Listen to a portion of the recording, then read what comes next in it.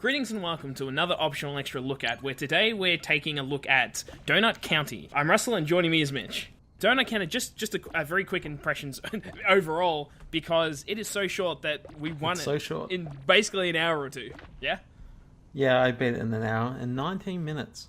Yeah. So quick game. So it's very quick, but I think it's a game that has a unique enough twist and just an interesting kind of vibe to it that I wouldn't just say because it's so short, just don't avoid it. I think it's almost refreshing, especially in so many Metroidvanias this month, to just pick up something. So many. To pick up something that's different, you know? It's not like any of the other games we've covered so far, and it's very unique. I love the look of this game. Like, it's so charming, I guess is what I would say. Like, jolly, like, it's funny how, like on concept level, it's like there's basically these donut holes that are consuming the world. Like, that's what's happening, but everything's just so like happy go. Like this BK and Mira. It's kind of like they're friends, and BK's a raccoon, and he's just eating people with this hole. And he doesn't quite understand the problem. All he wants is his quad-copter so he can fly around and be a cool raccoon. I mean, that's basically the premise.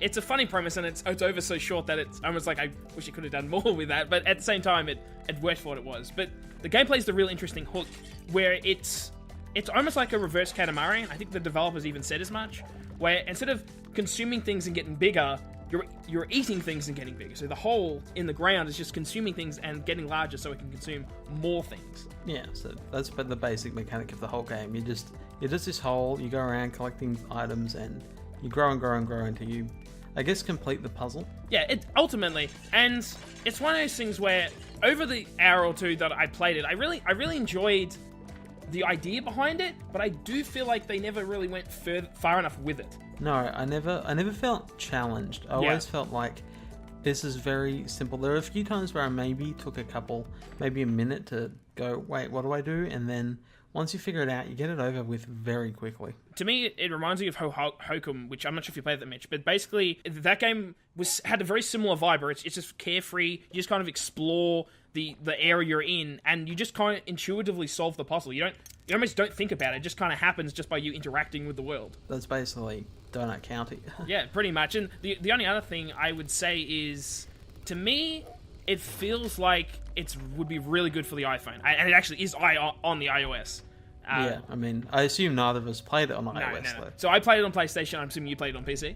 I played it on PC, yep. Yeah, so I think, even for that console, it's good, but I really do think for mobile owners, it's one of those, like, very worth playing, like Monument Valley or something, like one of those better titles for iOS. I think that's where it belongs. Because I haven't tried touchscreen. I think it really would work for the concept of this game. I'm surprised. Is it actually on the Switch? I'm unsure. But no, it's not. I think it's not. Like, that is a platform that would be perfect because A, handheld, B, touchscreen. Like, 2 and 2 together, it would probably work better. But even with traditional systems, like with traditional controls, like I use my mouse, that was the only button I needed.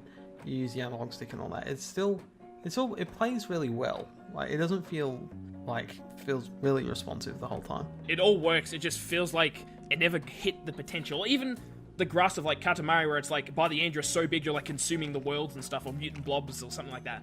I was really hoping that you would eventually you start to realize that the levels you don't actually grow. You don't continue your growth. No, yeah. It's just that it resets.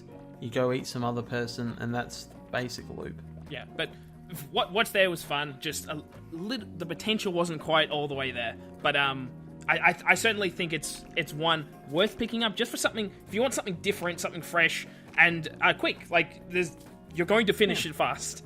Yeah, it's a one sitting game. Absolutely. But yeah, we'll leave it there. We're Optional Extra. We do all these kinds of videos, look at. We have a podcast where we discuss gaming news and whatnot. This is by me. Yes. Great. Best podcast you could ever listen to. Indeed. And we hope you enjoyed this content and come back for more. Thank you very much, and we'll see you next time. Bye.